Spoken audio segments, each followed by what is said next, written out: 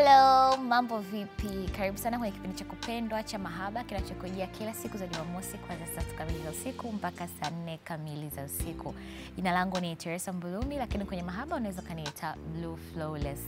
Na leo tutakwenda kuzungumzia kisaikolojia zaidi kwa mtu anayepitia maumivu ya mapenzi. Ni namna gani anaweza kufanya?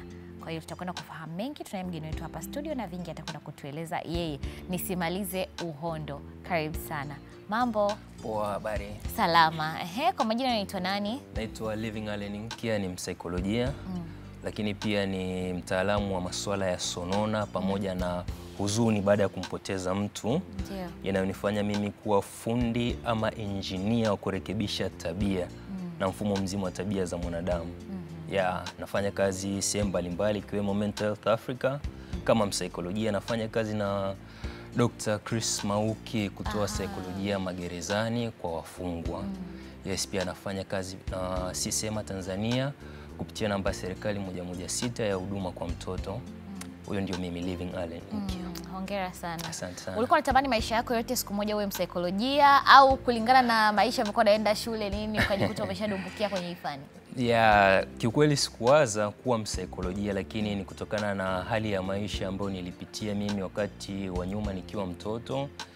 Then nikakuwa kwenye mazingira fulani hivi yalionisababisha mimi kukutana na watu walioniambia unahitaji msaada wa kisaikolojia. Unaweza ukashare na sisi kidogo au haupo comfortable kushare story yako? It's okay. Historia ya saikolojia ilianzia nikiwa mtoto. Nadhani ni kutokana na kukosa malezi bora kati ya baba na mama. Kulikuwa kuna mtafaruko mkubwa wakati nazaliwa. Kwa hiyo ukaniathiri kama mtoto ambaye nakuwa kwenye mazingira ya wazazi ambao hawaelewani au wanakuwa na ugomvi. Kwa hiyo katika kukua kwangu, kile nilichokuwa nakiona nikiwa mtoto na tabia nilizokuwa naziona zikifanyika, kuna namna ziliniathiri. Kwa hiyo kuna namna nilikuwa kama mtoto fulani mkorofi, msumbufu. Na wakati napita kwenye kusoma kwangu, of course nilikuwa niko vizuri darasani na akili, lakini wengi walimu walikuwa wananikubali, walikuwa wananiambia uko vizuri lakini una changamoto. Finally mwisho wa siku ni mwalimu wangu wa kidato cha 6, mwalimu mkuu, aliniambia Living, uko vizuri lakini unahitaji msaada wa kisaikolojia. Kwa hiyo nikakibeba kile kitu. Nadhani wakati naanza applications za kwenda chuo ndo nilikutana na vipeperushi vya chuo kikuu cha Jordan pale. Nikaona kina kozi ya psychology. Nikasema okay, ni kitu ambacho niliambiwa nina shida nacho. Katika kutafuta msaada, kwa nini nisiende kukijua zaidi? Basi ikawa safari yangu ya kuwa mwanasaikolojia. Nadhani ilikuwa ni safari, ila kusema mimi ni msaikolojia ilianza mwaka wa 2 nikiwa field. Nilifanya field katika shule moja Morogoro, nikakutana na mtoto mwenye tabia kama zangu wakati nakuwa. Kwa hiyo nilikuwa najiona mimi kupitia mtu mwingine. Nikasema hii kesi nitaisimamia mwanzo mwisho. Of course Mungu ni mwema, nilisimamia ile kesi na nilimsaidia yule mtoto akawa mtu fulani anakuwa kwenye macho yangu, tabia zake zinabadilika taratibu. Nikasema well and good, naweza nikawa msaikolojia na nikasaidia watu wengi. Basi ikawa safari yangu ya kwanza kabisa kujiita msaikolojia na kuichukua kama taaluma yangu binafsi. From personal experience, kabla tujaanza kuzungumzia watu wanaopitia maumivu ya mapenzi, wewe msaada wa kisaikolojia umekusaidiaje wewe kama wewe? Okay, binafsi msaada wa kisaikolojia umenikuza na kunifanya kuwa mtu wa tofauti kutokana na kwamba mwanzo nilikuwa mkorofi sana. Hata kwenye mahusiano niliyopita katika ujana wangu, kuna namna nilikuwa nina hali ya ukorofi. Nimeshaikuwa kwenye mahusiano, siku hizi wanaita toxic kama yale. Nimeshawahi kupitia mahusiano na nilikuwa sababu. Lakini kutokana na kukua kwangu kwenye saikolojia, nilikutana na msaikolojia kutoka chuo cha Jordan anaitwa Neema Nzunda. Alikuwa ananikuza taratibu, kunifundisha tabia, namna ya kubadilika. Kwa hiyo nikawa nakuwa kuona kwamba kile nilichokuwa nakifanya kwenye yale mahusiano sio sawa na ni mbaya, na akanifundisha namna mpya ya kukua na kutengeneza mahusiano bora. Kwa hiyo nikawa nakuwa taratibu, ni mchakato. Nikaanza kukua taratibu, nikaanza kuona utofauti.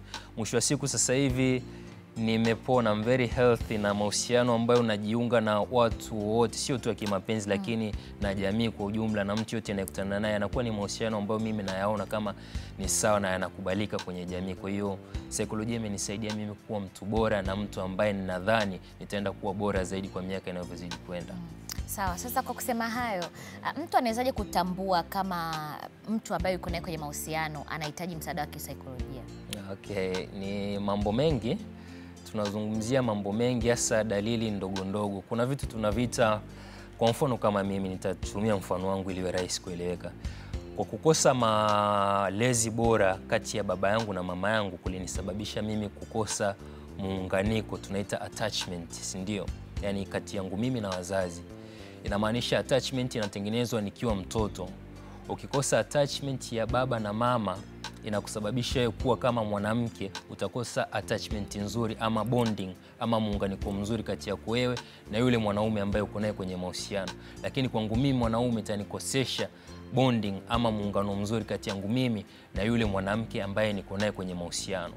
Sasa inakuja kwa namna mbalimbali. Kuna watu kwenye mahusiano, kama umeshawahi kuwasikiana, ni mtu ameingia kwenye mahusiano na mtu at first inaweza ikaonekana kama ni mtu yuko vizuri, ana mtazamo mzuri na wewe, anaonekana anakupenda, lakini mnavyoingia kwenye mahusiano wanamuita king'ang'anizi. 24 hours anataka kuwa na wewe, anataka kujua uko wapi, unafanya nini, unaongea na nani, saiko yako, marafiki zako, kila sekunde anataka kujua.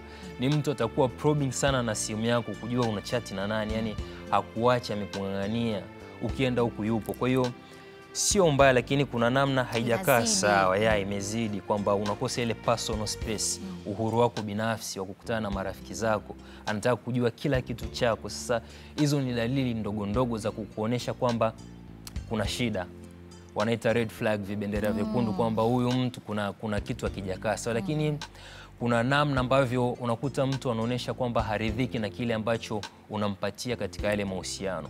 Umejaribu kumuonesha uaminifu, umejaribu kumuonesha uko vizuri kitandani, umejaribu kumuonesha namna mbalimbali ambavyo unaweza wewe ukawa mwanamke bora kwenye yale mahusiano, lakini haridhiki, anataka zaidi, anataka zaidi na zaidi. Sasa inakuwa kama inakuletea wewe kero ndani yako kwamba mbona nimefanya kila kitu lakini huyu mtu wangu haridhiki na vile ambavyo ninampa.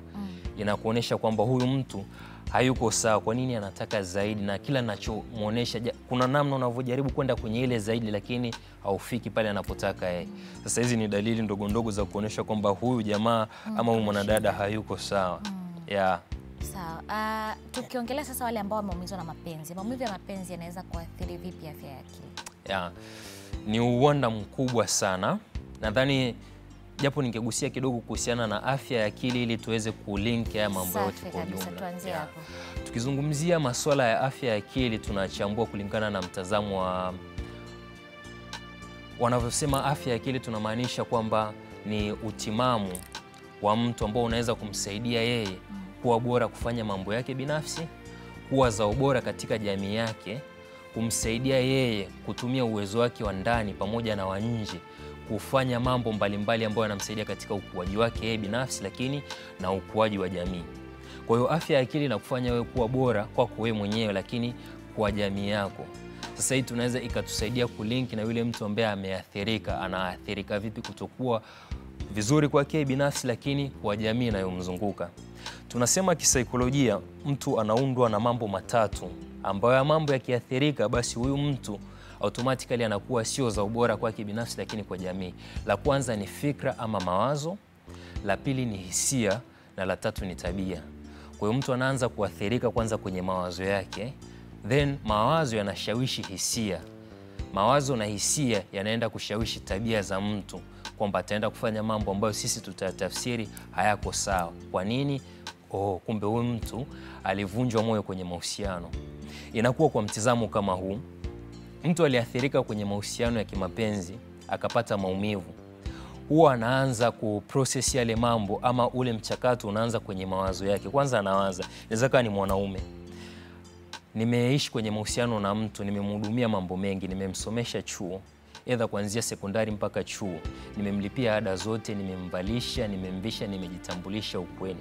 Anaanza kuwaza zile moment nzuri, kuvuta zile kumbukumbu ambazo zilikuwa ni nzuri kwenye yale mahusiano, namna gani aliwekeza muda wake, fedha na kila kitu kwenye yale mahusiano yote mazuri, anaanza kuyatafakari.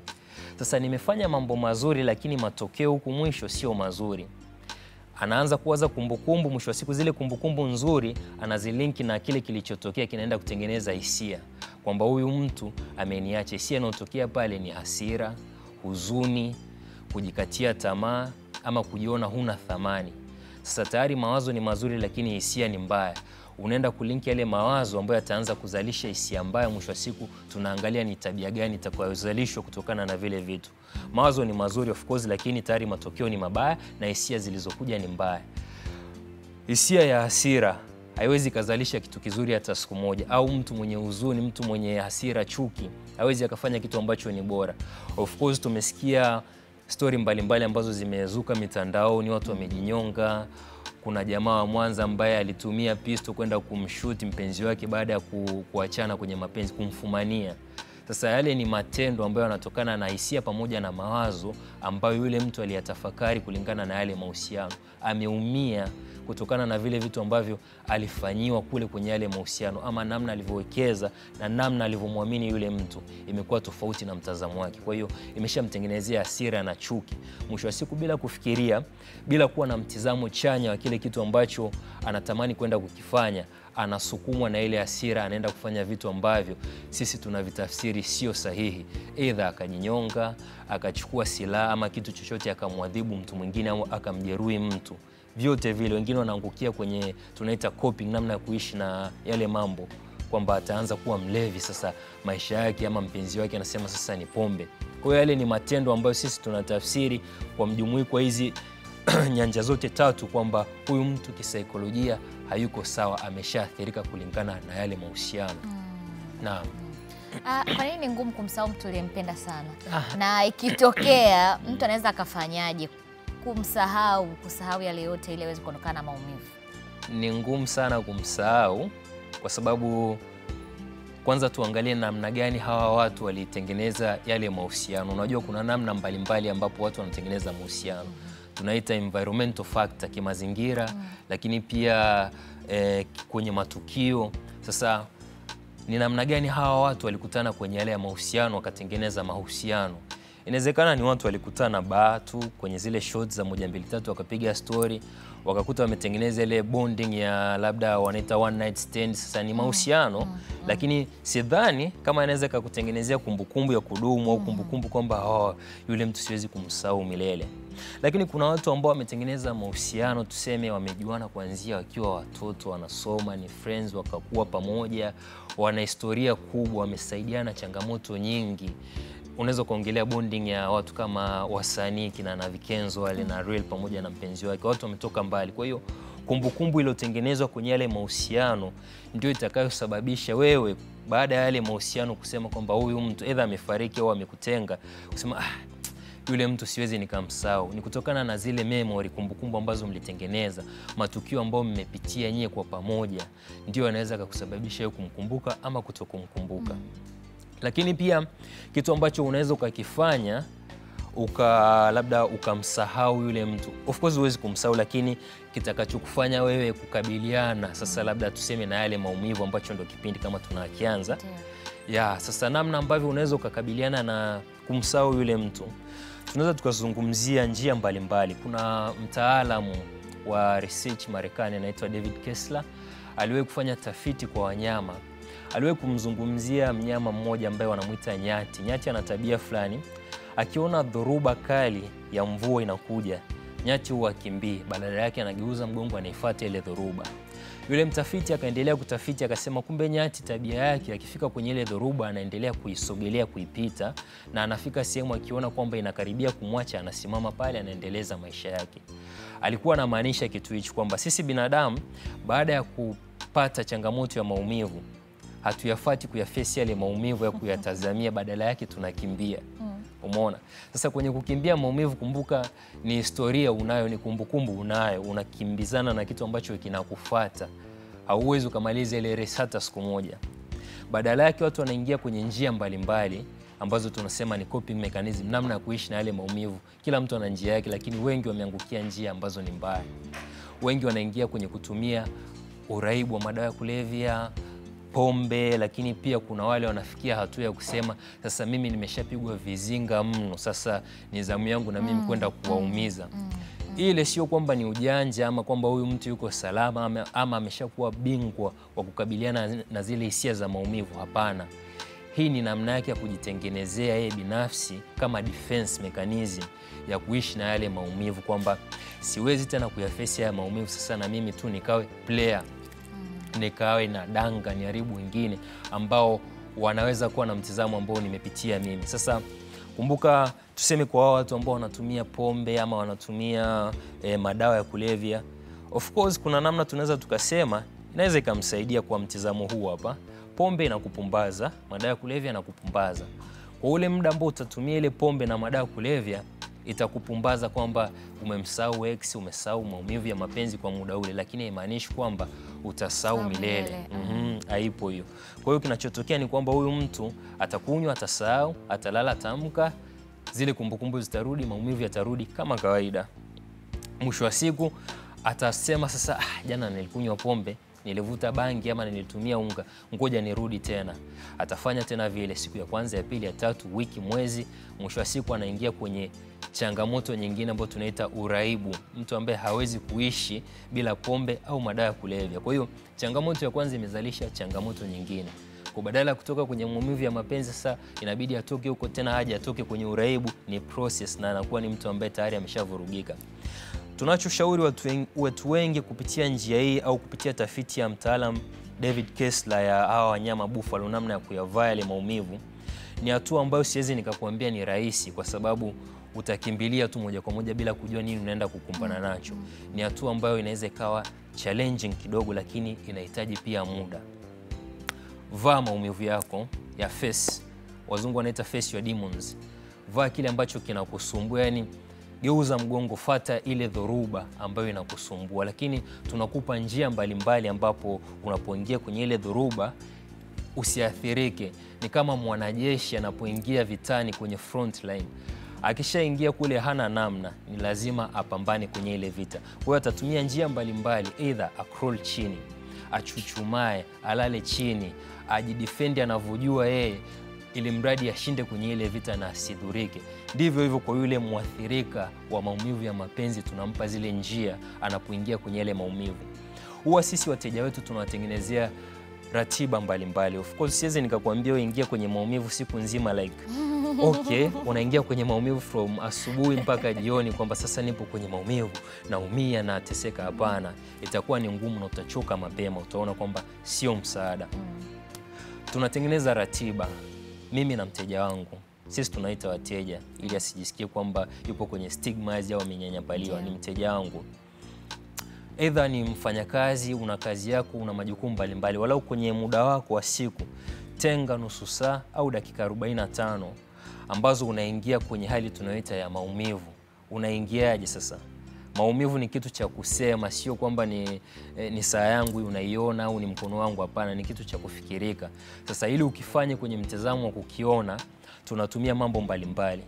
Of course inawezekana ni mtu kwenye maumivu alikuumiza sana kiasi kwamba ulisema sitamani kumuona, ama wengine wanasema sitamani kumuona kiumbe yoyote mwenye mfanano wa yule, either wanaume warefu, sitamani kukutana na. Kwa hiyo inaweza kuwa ni mtu alikuumiza, lakini kwa sababu unataka kupona na unataka kutoka kwenye ile sehemu, basi tumia njia zifuatazo. Unaweza ukachukua picha, nguo, ama hata message za yule mtu, ukawa una swipe. Hapo ndo tutajua wengi hatujapona hapa sasa. Ndio wanasema ni ngumu, kwa sababu of course utakavyokuwa unaingia itakuumiza kwamba picha za yule mtu nilikuwa nampenda, lakini alichonifanyia kiliniumiza.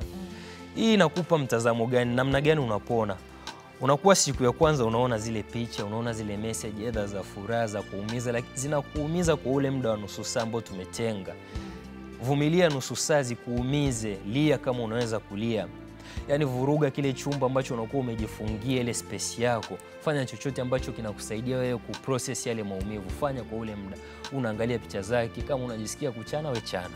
Unaangalia nguo unajisikia kuzichana chana, lakini fanya kile kitu kwa nusu saa. Baada ya nusu saa either umetega alarm, toka kwenye kile chumba, toka kwenye ile mazingira, fanya kitu kingine ambacho ni tofauti na kile. Rudi kazini, rudi kuzungumza na watu kwenye mazingira, kafanya hata mazoezi kama ni mtu wa mazoezi, kaangalie movie, fanya kitu kingine ambacho ni tofauti na kile. Siku ya kwanza utafanya, siku ya pili utaumia, ya tatu utaumia, wiki utaumia. Kuna wengine wanaenda hadi mwezi anafanya anaumia, lakini itakuja kubadilika baadaye. Unajua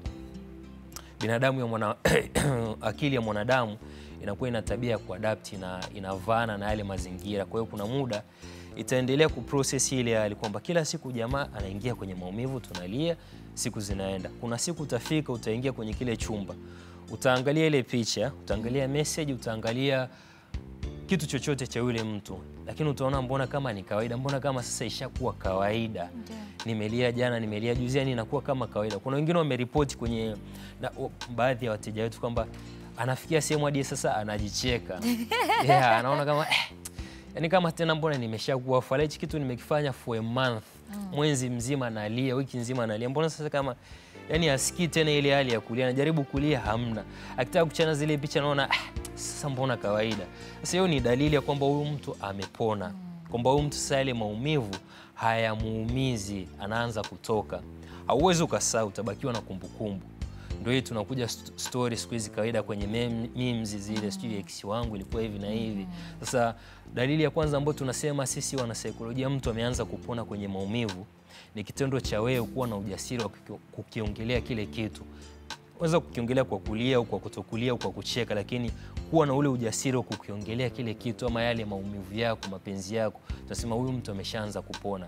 Wengi ambao hawajapona hawana ujasiri wa kukiongelea kile kitu. Tuseme ni kama tulivyoanza kuzungumza, uliniuliza nina uwezo wa kuongelea ile historia yangu. Ndio. Ina maana mimi ningekuwa sijapona ningekwambia siwezi kuiongelea. Inamaanisha kwamba tunaita unfinished business. Nina biashara ambazo sijazimalizia kwenye kile kitu. Kwa hiyo mtu ambaye amepona anakuwa na ujasiri wa kukiongelea kile kitu kwa kujiamini na kwa kusema kwamba nilivuka hichi kitu, kiliniumiza lakini nilifanya 1 2 3 nikavuka, na sasa hivi hali yangu ni 1 2 3. Hiyo ni namna ya kwanza ya kumtoa kwenye kile kitu. Namna ya pili tunasema kishapitia hii tafrani yote, anaingia kwenye hatua ya pili sasa ya acceptance ama kukubali. Sasa ni kukubali kwamba nilipitia kwenye mahusiano yalikuwa ni mazuri, yalinifurahisha, yalikuwa ni amazing, yule jamaa alikuwa ni mtu mzuri, nilimpenda, tulipindana, lakini matokeo ya yale mahusiano tumeachana. Sio kama vile nilivyotegemea, huyu mtu sasa hayupo na sio wangu. Lakini inaweza ikawa kwamba kwenye kukubali unaweza ukajitengenezea kwamba au ukawa na mtazamo kwamba je, huyu mtu kuna namna ambavyo mimi naweza nikatengeneza mazingira tukarudiana. Inaweza ikawa wewe ulimkosea au yeye alikukosea, lakini ukatafakari, je, huyu mtu kuna namna ambavyo ninaweza nikatengeneza mazingira yoyote tukarudiana. Kama hamna tunakupa go ahead kwamba sasa huyu mtu sio wako. Kubali kwamba sio wako. Mahusiano yale ambayo ulikuwa unayaona wewe kwamba mtafikia kwenye ndoa hayafiki kule, mmeshaachana. Kubaliana na kile kitu, umeshapitia maumivu na umepona. Sasa what's next? Kinachofuata ni nini? Hiyo ni hatua ya pili. Hatua ya tatu nadhani tunaingia kwenye kitu ambacho tunasema ni kuwa na mtizamo mpya wa maisha yako mapya. Tunasema kagua kwenye yale mahusiano yako yaliyopita kwanza. Je, kuna namna ambavyo wewe binafsi ulishiriki kuchangia yale mahusiano kuvurugika? Mchango wako wewe ni upi? Unajua kuna watu wanavunja mahusiano ama wanaharibu mahusiano ama mahusiano yanavunjika, wao wanatoka na mtazamo kwamba mimi ndo nilikuwa na tatizo. Wao wanakuwa victims, wanajiweka wao ndo victim wa yale mahusiano kwamba mimi ndo nilikuwa chanzo, mimi ndo nilikosea. Sasa wasipofanya fikra au wasipofanya mtazamo mbalimbali kuangalia chanzo cha yale mahusiano kuvunjika ni nini, anaweza akapona kwa muda huo, lakini akaingia na mtizamo ule kwamba mimi ndo chanzo cha mahusiano kuvurugika, akatumia muda mwingine kuingia kwenye mahusiano mapya na akaenda kuwa na mtizamo ule kwamba sasa mimi huwa na kasoro, kwa hiyo mimi huwa ndo chanzo cha mahusiano kuvunjika. Sidhani kama atakuwa na mahusiano mengine mazuri. Kwa hiyo tumia ule muda kuwa na mtizamo mpya wa maisha yako ya baadaye. Sisemi moja kwa moja baada ya mahusiano kuvunjika basi wewe utumie muda mfupi kuingia kwenye mahusiano mapya. Hiyo itakuwa changamoto. Kama hujajua shida ilikuwa ni nini, unaweza kuondoka na shida ile ukaharibu mahusiano mengine. Kwa hiyo ni muda ambao mtu au mteja wetu anakuwa na muda wa kutafakari chanzo cha yale mahusiano. Inaweza kaa sio wewe chanzo. Kuna watu wana shida zao, kuna watu wana unfinished business, kisaikolojia wenyewe hawako sawa, kama tulikuwa tunazungumzia dalili zile mwanzo. Kwa inaweza kuwa yeye ndio chanzo cha yale mahusiano kuvunjika. Ukishalijua hili, basi wewe mwenyewe jitafakari, madhaifu yako ni yapi? Changamoto zako kwenye mahusiano ni zipi? Tumia huo muda kutatua changamoto zako. Tumia huo muda kutafakari wewe weakness zako, udhaifu wako ni upi na namna gani ambavyo unaweza ukakabiliana na hayo mahusiano.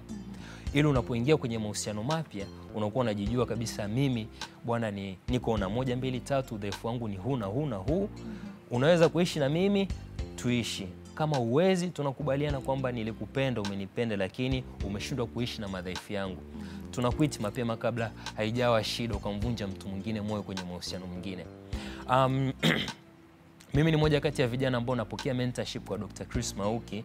Aliwahi kuzungumzia kitu ambacho nilikichukua very positive kwa mtazamo chanya. Alisema watu wanapoingia kwenye mahusiano usitegemee kwamba mapenzi ni kila kitu, ama usitegemee kwamba love is everything.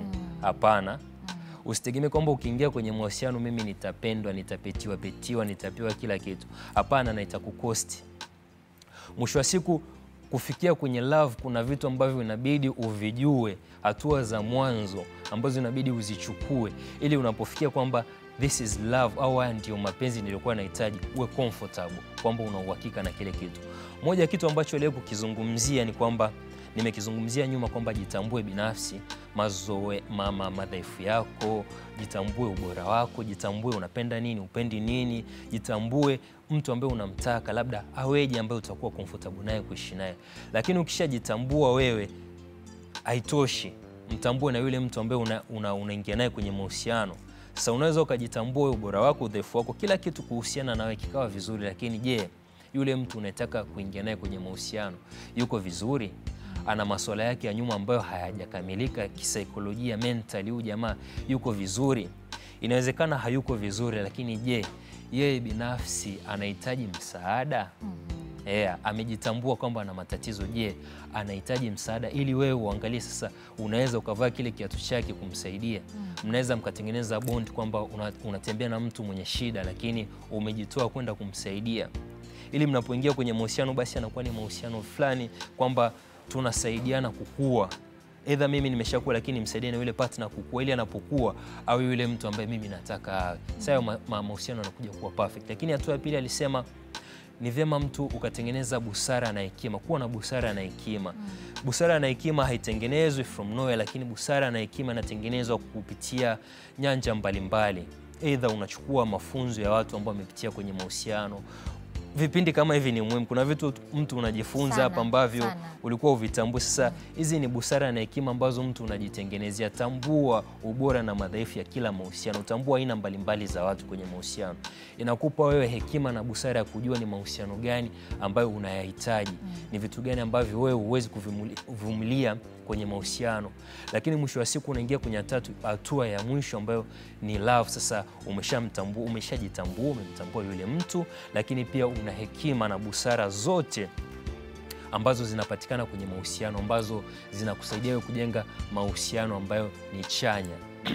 Mwisho wa siku tunaingia kwenye hatua nyingine ambayo ni tambua thamani yako na tambua kwamba wewe ni mtu bora. Wengi ambao wanapitia heartbreak au maumivu ya mahusiano wanatoka kwa kujihisi hawana thamani, kwamba mbona mimi kwenye mahusiano mengi naachika, mbona mimi mahusiano yangu mengi hayafikii pale ambapo nilikuwa nayatizamia, mbona mimi siolewi, mbona mimi kila mahusiano yanakuwa yanavunjika. Mwisho wa siku anamtengenezea hisia ambazo ni hasi, kwamba mimi sina thamani, anapoteza ile thamani yake binafsi. Pengine kuna watu wanaingia kwenye matatizo ya kisaikolojia, sisi tunaita kuna gonjwa la kisaikolojia linaitwa body dysmorphic problem, kwamba watu fulani sasa kwa wanawake kwamba wanakuwa na mtazamo hasi wa maumbile yao. Wengi wale vibonge kwamba ni kwa sababu ni mimi kwa sababu ni kibonge ndio maana yule jamaa kaniacha, au anaweza akajiona labda sura yake pengine ina kasoro. Huyu mtu akisha kuolea kwenye lile gonjwa anaweza kaona chunusi moja na kadhani kwamba hii ndio imesababisha mahusiano yake ambayo yameharibika. Yaani kwamba wanaingia kwenye mtizamo fulani, mimi sina thamani ndio maana yale maumivu au yale mahusiano yamevunjika. Kwa hiyo usipotambua thamani yako inaweza ikakuzungusha kwenye kila aina ya mahusiano, na sio ya kimapenzi tu, lakini mahusiano kwenye jamii yako inayokuzunguka, huenda hata familia. Ni watu ambao wakishafikia hatua kama hiyo wanakuwa hawana hata mchango kwenye familia zao binafsi. Huenda kuna changamoto kwenye familia lakini hahusiki. Kuna kitu ambacho anahitaji kuhusika kwenye jamii lakini anakuwa ni mtu wa kujitenga. Kwa sababu gani? Ameshajiona mimi sina thamani, sihitajiki, sipendeki. Kuna umuhimu gani mimi kushiriki kwenye mambo ya kijamii? Ama kuna umuhimu gani mimi wa kuhudhuria masuala ya kifamilia? Sina thamani. Kwa hiyo ni muhimu sana kutafuta thamani yako, kutafuta ubora wako wewe ni upi. Sio vitu vikubwa kusema kutafuta thamani yako lazima uwe kama celebrity, sijui Hamisa Mobeto, hapana. Ile ni thamani ya mtu mwingine, lakini ya kwako wewe binafsi ni ipi? Wewe una nini ambacho kwa watu wengine wanakusifia ni kizuri ama ni msaada? Inaweza ikawa kuzungumza kwako. Mimi kuna mtu ambaye kabla sijawa msaikolojia nilishaye kuzungumza naye kwa machache tu. Yaani ni mtu tulikutana kwenye story 1 2 3.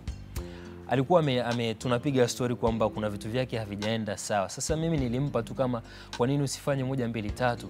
Akaniambia yani ulichoongea ni pointi sana, yani mimi hichi kitaenda kunisaidia. Kwa hiyo mimi nikagundua kumbe kuna mazungumzo yangu, kwenye mazungumzo yangu kuna vitu ambavyo vinaweza vikamjenga mtu. Ile ni thamani. Unaweza ukaiona ndogo lakini ni thamani. Huwezi jua kwa mtu mwingine inaweza ikamsaidia nini. Kama ulivyosema ni thamani. Yani unajua hii swala hilo ulichokiongelea kwa lugha nyingine tunaweza tukasema ni insecurities. Swala la insecurity yani ni kubwa sana kabisa. Ukiachana katika mahusiano hata makazini. Unajua mtu unaweza ukamuuliza tu kitu kidogo lakini mtu akalipuka na kaona kama umemkosea. Unaona mimi sijui kazi. Unaona mimi sijui nini. Na hata kwenye mahusiano hivyo inatokea. Partner wako tu amekosea kidogo au unataka kumwelekeza bana usipite njia hii, pita njia hii. Kwa hiyo naona kama mimi sifai sijui yani ni swala kubwa sana.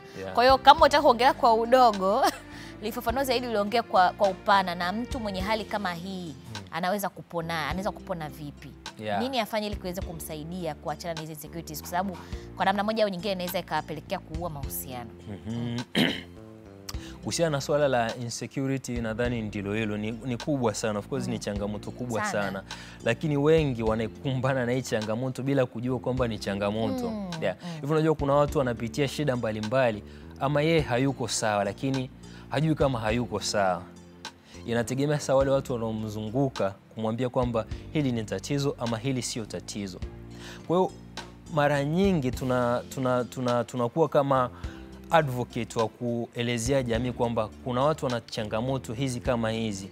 Kuna watu ambao wanakuwa na mlipuko wa tabia fulani, mazungumzo ama hisia, bila wao kujijua kama wana tabia kama zile. Inaweza kuwa ni mifano kama hiyo uliotoa kwamba ni mtu unaweza kumwambia kitu kidogo lakini akakulipukia kwa ukubwa kwamba vipi unanionaje kwamba mimi sifai kufanya hichi kitu, au umeniona mimi sina uwezo wa kuinitiate hichi kitu au kutimiza hichi kitu, au umeniona mimi sifai kufanya hichi kitu. Yani ulivyomwendea wewe sivyo alivyokupokea.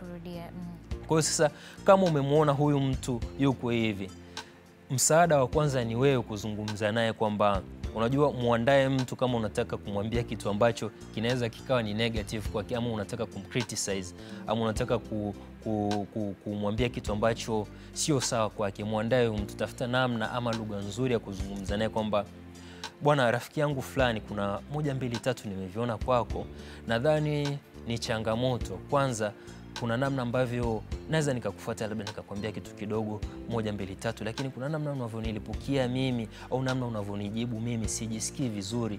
Mimi nadhani ile ni shida na unahitaji msaada. Sijui unalipokeaje hivi. Unajua kwa ile lugha unayomfuata nayo mtu, naye anaona huyu jamaa mbona huaga kweli namropokea, lakini alivyonifuata mimi kwa upole hivi inawezekana ni kitu cha muhimu. Hichi kitu kishamwambia kwenye tafakari zake yeye binafsi, anaweza sikifanyie kazi kwa muda huu, lakini sisi tunasema kwamba maneno ya kuambiwa na namna ambavyo wewe ulishatafakari kwa mwanzo huwa hayapotei, yanabaki kwenye kumbukumbu.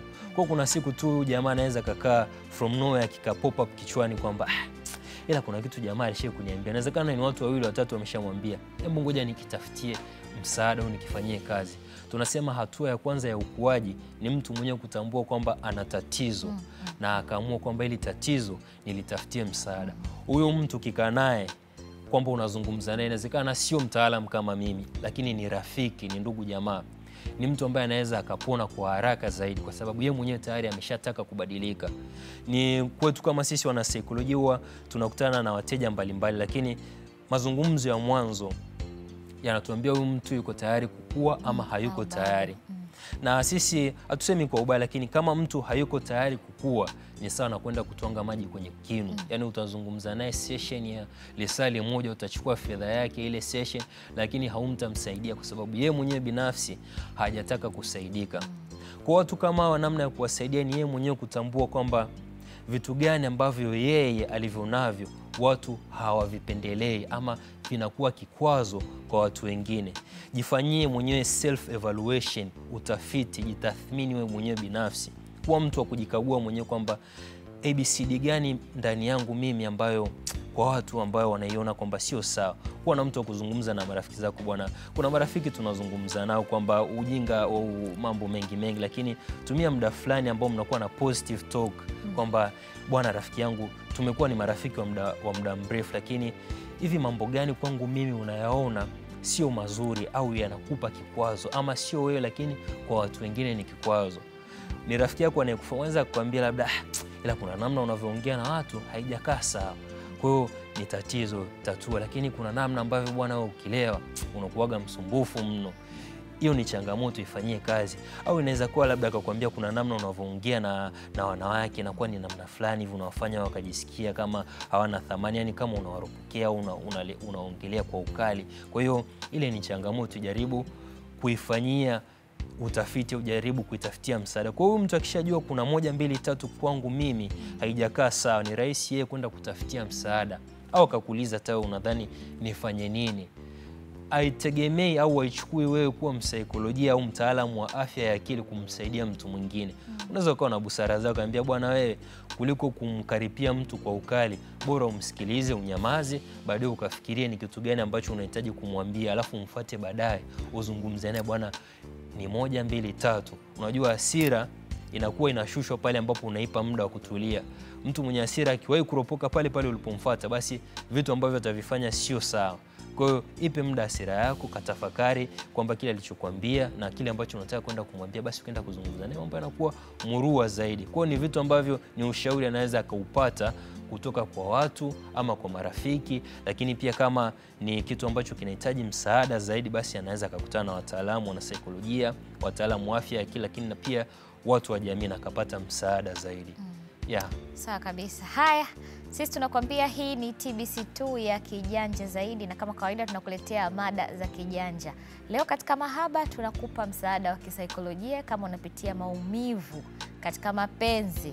Leo hapa ndo sehemu pekee ambapo unaweza ukapona. Ukikosa hiki kipindi, hakikisha unakitafuta, uweze kukisikiliza, uweze kukitazama. Na kama kuna rafiki yako unajua anapitia shida au changamoto kama hii, hakikisha unamtumia link ya hii kipindi aweze kutazama kwa namna moja ama nyingine, na uhakika atapona. Sisi tunaendelea. Sasa kuna aina ya watu ambao wanakuwa wagumu let go, kuachana na ile hali ambayo wanayo. Kwa mfano, anaweza kaa ndo ameachana na ule mpenzi wake sasa. Sawa, umesema tupitie ile hali ya feel yale maumivu. Lakini je, inashauriwa kuendelea kuongea na ule mtu hata kama mmeshaachana? Sawa, ugrieve. Lakini je, inashauriwa mtu kuendelea kuongea na ex wake katika kile kipindi ambacho anaendelea kupona? Kuna watu wanafanya hivyo, sasa ngoja tuendelee kuongea naye. Yaani wanakuwa kama wako on and off, maana namtafuta, maana wanaumia naacha. Hii unalisemeaje? Kwanza nianze kuongelea mwanzo swali kuhusiana na kwamba ulizungumzia neno grief. Ni kitu kizuri sana. Of course mtu ambaye anapitia maumivu ya mahusiano ya kimapenzi na mtu ambaye anapitia maumivu baada au huzuni baada ya kumpoteza mpendo wake, aidha alifariki, yani mtu ambaye anaomboleza kifo na mtu ambaye anapitia maumivu ya kimapenzi, lao ni hili moja. Wote wanapitia grieving, wote wanapitia huzuni ya kumpoteza mtu. Of course kitu ambacho tunakiongelea hapa ni kumpoteza ama loss.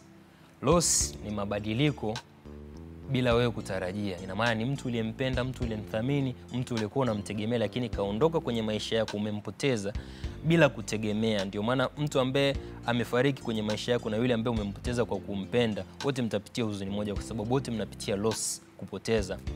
Kwa sasa inategemea sasa huyu mtu umempoteza kwa namna gani. Tuzungumzie kwenye mahusiano. Aidha mlikuwa kwenye toxic relationship, au yale mahusiano ambayo sio mazuri, ni mahusiano ambayo wewe ulikuwa unatoa zaidi kulingana na kile ambacho unakipokea.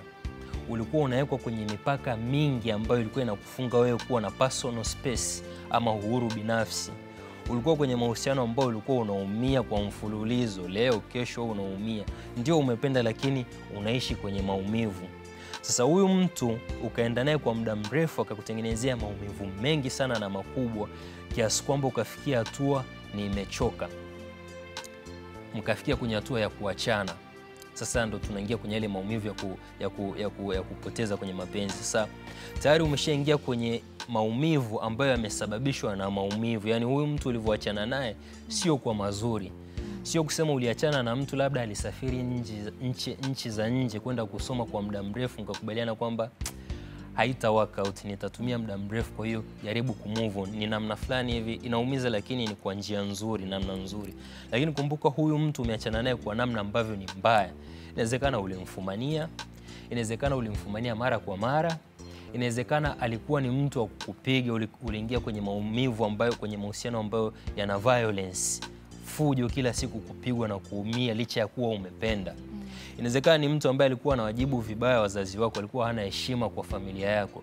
Inawezekana ni mtu alikuwa hatoi mahitaji muhimu ambayo ulikuwa unahitaji wewe kwenye mahusiano yako, hata yale madogo kabisa. Kwa hiyo uliondoka kwenye ile maumivu kwa namna ya kukuumiza. Sasa mmeshaachana. Nyuma nilisema kwamba namna ya kuingia kwenye ile ukiwa unajaribu kupona, sasa kwenye ile grieving unaanza kutumia zile picha, text. Sikutaja kuzungumza na yule mtu kwa sababu kuna hatari ambayo inaweza ikasababishwa katika wewe kuinitiate mazungumzo na yule mtu ambaye umeachana, kuzungumza na ex. Kumbuka huyu mtu inawezekana ulimpenda sana. Mimi nadhani watu wengi wanaingia kwenye mahusiano kwa sababu walipendana, kwa wengine walipendana. Sasa tayari kuna upendo ulitengenezwa mwanzo licha ya kuwa mlishaachana kwa fujo. Baadaye mmeshaachana kwenye ile mahusiano, unasema uinitiate mazungumzo, uzungumze naye. Inawezekana huyu mtu uliachana naye wewe kusema kwamba mimi sitaki ya mahusiano, lakini yeye alikuwa hajaridhia, ama yeye aliridhia tu lakini sio kwamba alitaka moja kwa moja. Sasa unavyoinitiate mazungumzo, anaweza akatumia kama udhaifu wa kukurudisha wewe.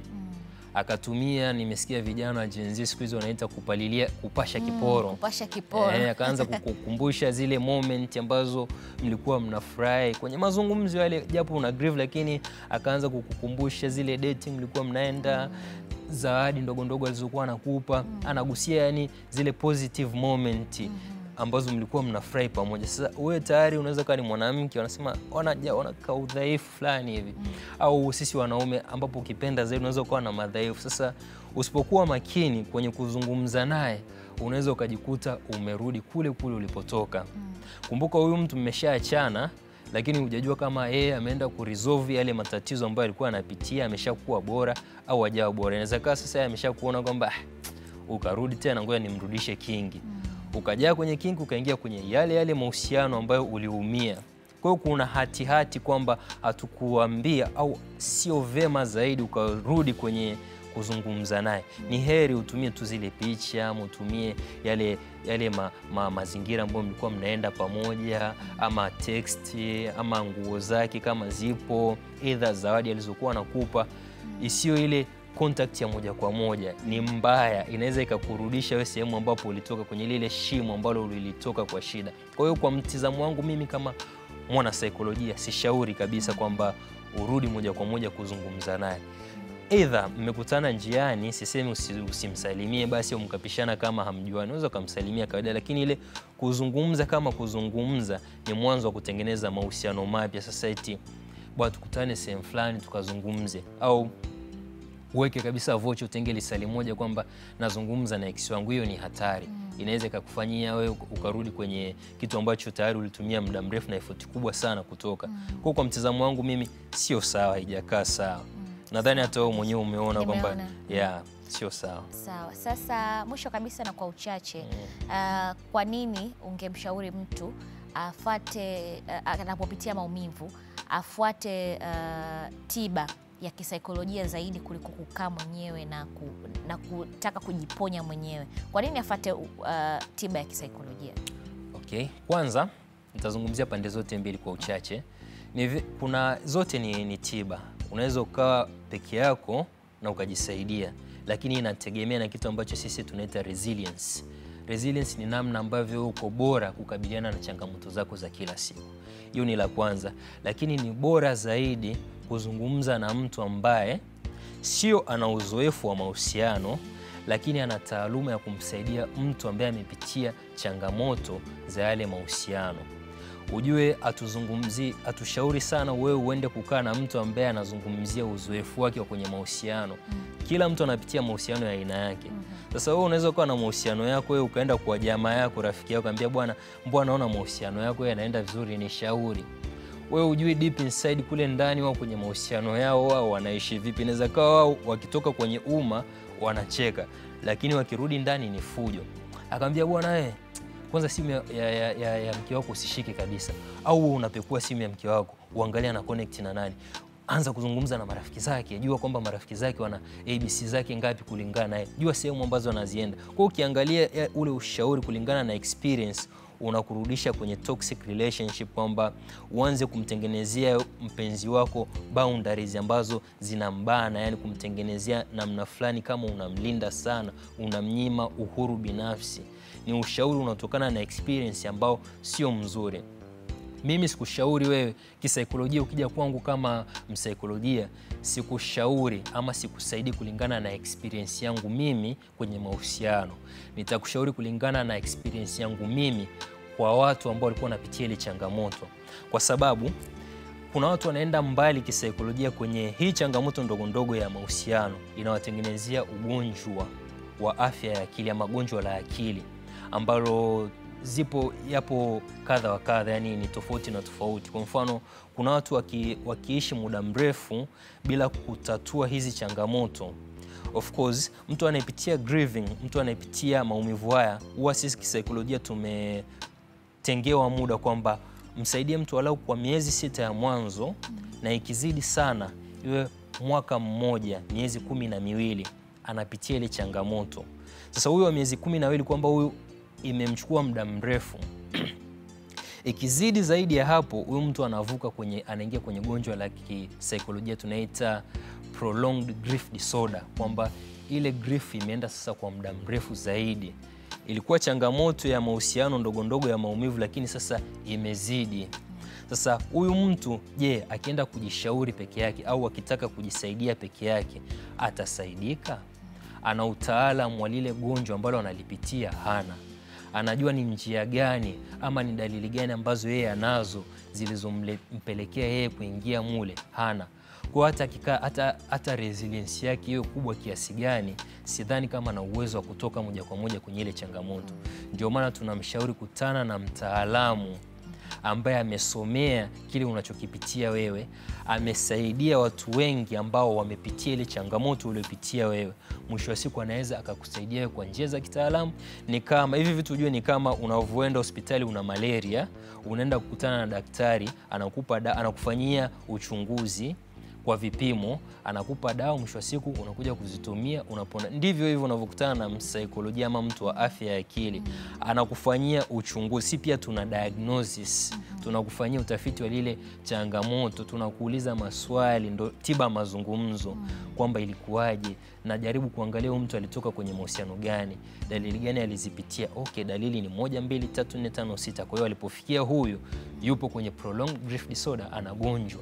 Je, kwenye gonjwa kama hili huyu mtu nimpe tiba ya namna gani? Sisi wenyewe binafsi tuna tiba zetu, kama ilivyo tiba ya hospitalini ya madawa na nini, na sisi pia tuna tiba zetu. Kwa hiyo nitachagua kati ya tiba zangu, technique nilizonazo, skills nilizonazo na mbinu mbalimbali, kuangalia kwenye ile changamoto unayopitia nitumie ipi inayoendana na ile changamoto ili nikusaidie. Kwa hiyo self care ama kujisaidia pekee ni bora na inawezekana, lakini haiwi msaada wa 100%. Lakini pia inaweza ikawa msaada mzuri pale ambapo unakuwa tayari umeshazungumza na mtu wa afya ya akili, msaikolojia, alafu akakupa ABCD za kwenda kuishi nazo, alafu ukazitumia kama njia ya kujisaidia binafsi. Ndipo unapoingia kwenye self care, self love na namna ya kumove na kulet go kile ambacho ulikuwa unakipitia kwenye yale mahusiano. Sawa, aisee, leo tumepata somo zuri, zito na zuri. Sawa, sasa tumeongea mengi na maswali yangu yalikuwa mengi, lakini muda wetu umetubana. Mungu akijalia siku nyingine tutakuita tuzungumze zaidi. Kwa hiyo tunakupata wapi, labda kwa namba za simu pamoja na mitandao ya kijamii kwa ajili ya elimu hii kuipata zaidi? Mitandao ya kijamii yote kwa ujumla natumia jina la Living Space Therapist. Living Space Therapist. Instagram, TikTok, YouTube, pia na posti vipindi mbalimbali vya kuzungumzia masuala ya afya ya akili, lakini pia kuvunja unyanyapaa ambao uliopo kwenye masuala ya afya ya akili pale ambapo jamii inazungumzia watu kama ni vichaa. Sisi hatuwaiti vichaa, kumradhi kwa hiyo kauli, tunaita tu wagonjwa wa akili. Kwa hiyo tunajaribu kuelimisha jamii kuhusiana na mambo mbalimbali, kuelewa kuhusiana na haya mambo kupitia mitandao ya kijamii, lakini kupitia namba za simu 0623 65 40 45 06 23 65 40 45. Napatikana kwa hizo namba kwa mitandao yote, WhatsApp, lakini pia kawaida tunaweza tukazungumza tukajua namna gani tunakutana, lakini pia huwa natoa huduma ya kukutana na watu kwa vikundi. Lakini pia na mtu binafsi. Kwa hiyo natembelea hospitalini, lakini pia nikishakutana na wateja wangu wengi ambao tumezungumza wanahitaji sasa kuwa na zile group counseling, huwa tunakutana sehemu mbalimbali, tunazungumza, tunaita safe space. Kwa hiyo naziconduct zile, tunakutana na watu ambao wana changamoto, pengine ni changamoto moja kama hii, tunazungumzia, kila mtu anakuwa na share experience yake, kila mtu anakuwa na share namna ambavyo amevuka, na tunasaidiana zaidi namna ya kuvuka kwa wale ambao bado hawajavuka. Kwa hiyo na conduct vitu kama hivyo na nasaidia watu wengi sana. Sawa kabisa. Tunashukuru, asante sana kwa muda wako na karibu tena TBC2. Asante sana.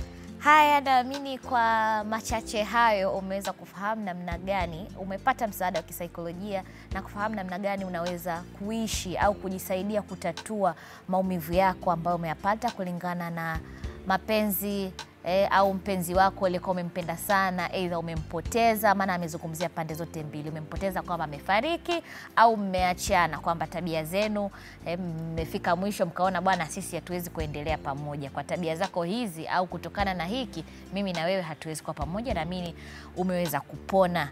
Nasema tell a friend to tell a friend. Wewe umepata elimu hii, hakikisha na mwenzako haikosi. Vijana ni kusaidiana, na tunafahamu mahusiano yanabeba sehemu kubwa sana na maisha yetu.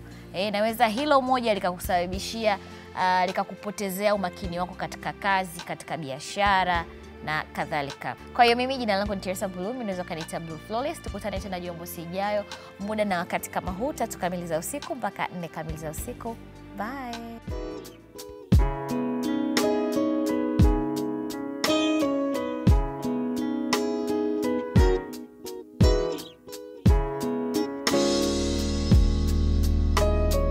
I was told the true definition of a man was to never cry, work till you're tired, got to provide, always be the rock for my fam, protect them by all means, and give you the things that you need, baby.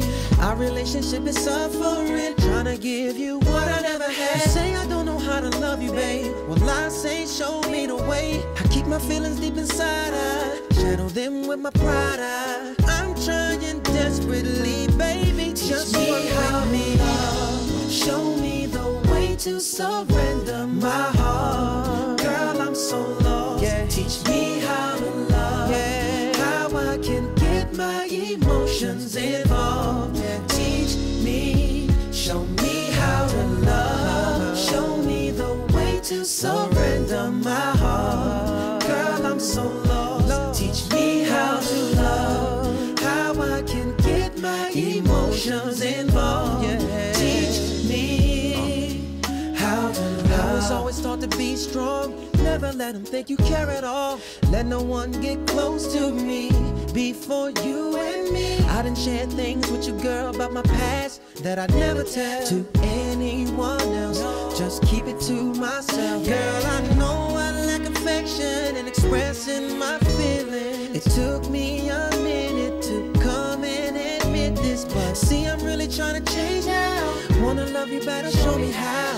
I'm trying desperately, baby, please work out me love. Show me the way to surrender my heart. Girl, I'm so lost. Teach me how to love. How I can emotions involved. Teach me, show me how to love. Show me the way to surrender my heart.